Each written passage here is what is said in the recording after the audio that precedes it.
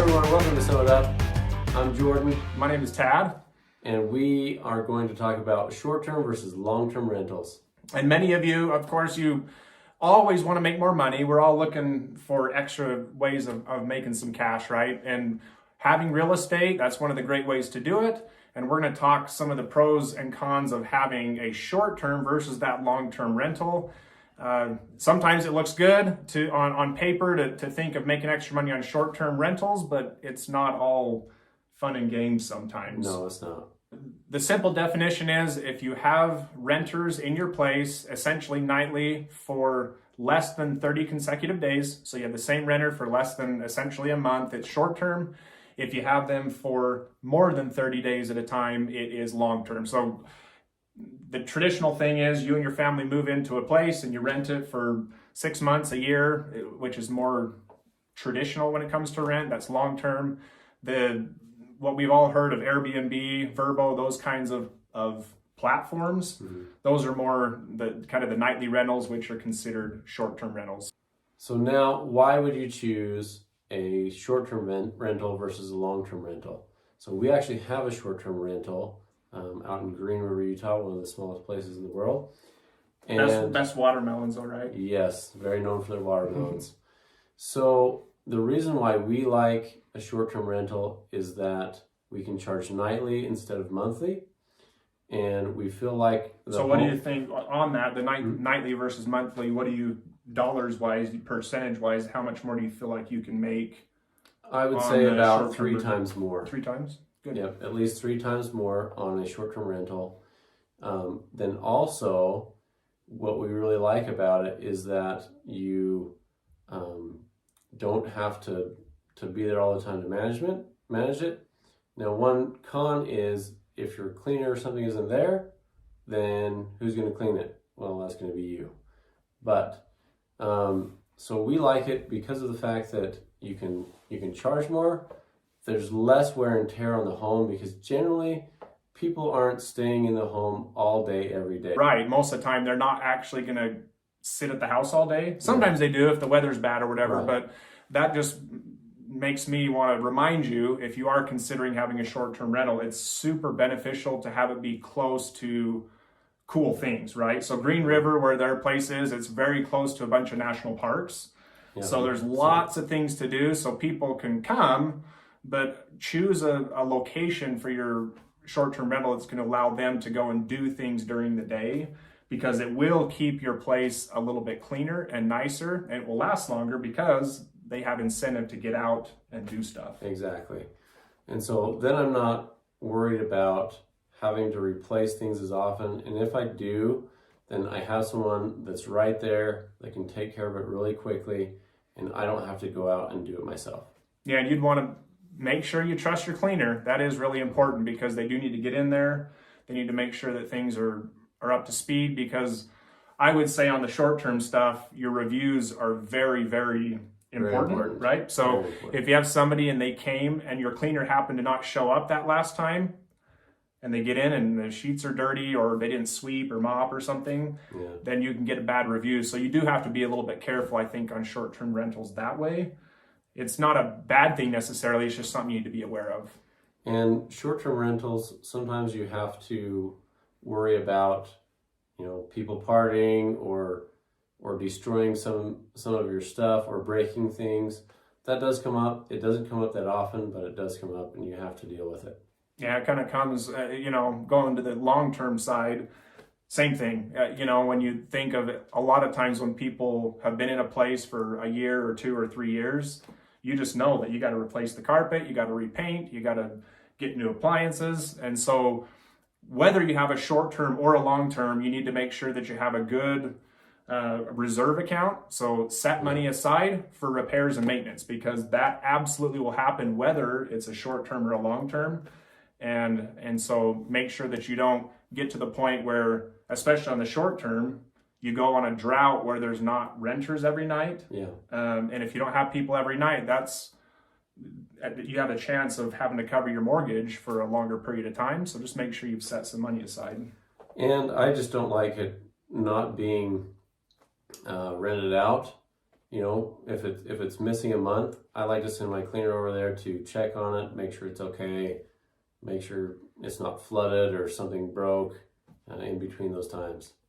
So I guess with the short versus long term, there are pros and cons. The long term, if you have a good property manager that can screen people for you, it also is very low maintenance for you. Mm-hmm. And you have less people that you have to filter all the time like you do with the short-term rentals. So it's not necessarily a pro or a con, but they are very different going through the Airbnb or Vrbo type platforms versus going through a property manager that has the plumbers and has the electricians and all those things typically that they know to work with. On the short-term side, you don't have that. You need to have your own. You need to make sure that you have somebody that can come and fix leaks really quickly and those kinds of things, because those in rentals can cause a ton of problem if they're not fixed immediately. And on long-term rentals, if you have a good property manager, they can take care of that usually that day or the next day. So that's kind of one of those pros of having a long-term rental, is you aren't responsible for having the plumbers and the electricians and the cleaners and those kinds of things. The property manager takes care of it. And a long-term rental, you don't have to be as involved in the sense that you don't have to communicate with them as much. So we have to communicate with every new person that or family or whatever that comes to stay at our Airbnb, make sure they're doing okay. And then we also have to be in contact with the cleaner and make sure that they are on the same schedule and know when to go in and clean the house and do maintenance and those kind of things. Where long term, you generally don't have to deal with something unless it comes up, unless the renter says, hey, it's flooded, this happened, that happened. So it is a little bit lower maintenance on the long-term rental side. Yeah, so I guess a quick sum up of the short versus long and why would you choose that. The earning potential definitely, I feel like, is higher on the short term if you can keep it rented. The long term, there's a little bit more stability. But again, the earning potential, which is so important, I think, for most people, at the end of the day, sometimes you don't have a whole house either. Sometimes people just want to rent a bedroom. It's hard to rent long-term a bedroom. You can, but sometimes the short term, if you have like a mother-in-law suite or something, the short-term rental is a great option because people can come in and you can make pretty good money and a lot of times cover your mortgage just with one room in your house. Yep. So that's kind of a cool thing with short-term rentals. Also, with long-term rentals and short-term rentals, you got to think about the tax implications. So with a short-term rental, at least here in Utah, you have the regular sales tax, which can vary from 6 to 7% ish, maybe upwards of 8, and then also on top of that is the transient room tax, which generally is between 3 and 5%. Yeah, and so the transient room tax is based on, at the very beginning we talked about that 30-day mark. If it's more than 30 days, so if you have a renter there for more than 30 days, you don't pay the transient room tax on that particular stay. If they stay less than 30 days, you do. And so we're talking about the difference between being charged 6% or 6.5% or somewhere in that range for long-term rentals and as much as 12% for short-term rentals. That is sizable. If you keep it rented and you make enough money, it's going to more than cover it. But just know that that's there on top of the income tax, right? So that's the sales and transient room tax and the income tax are 3 taxes that are hit.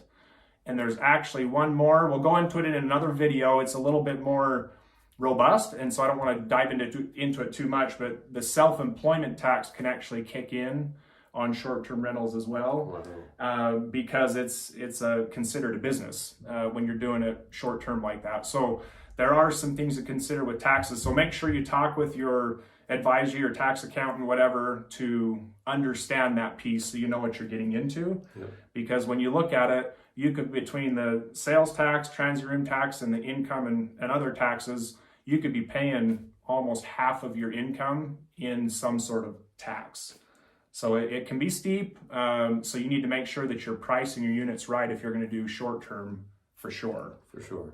And in another video too, we don't have time to cover this, but I wanted to mention, if you have real estate that you're going to use for rentals, you need to make sure that you're very careful how you, what I call, structure it.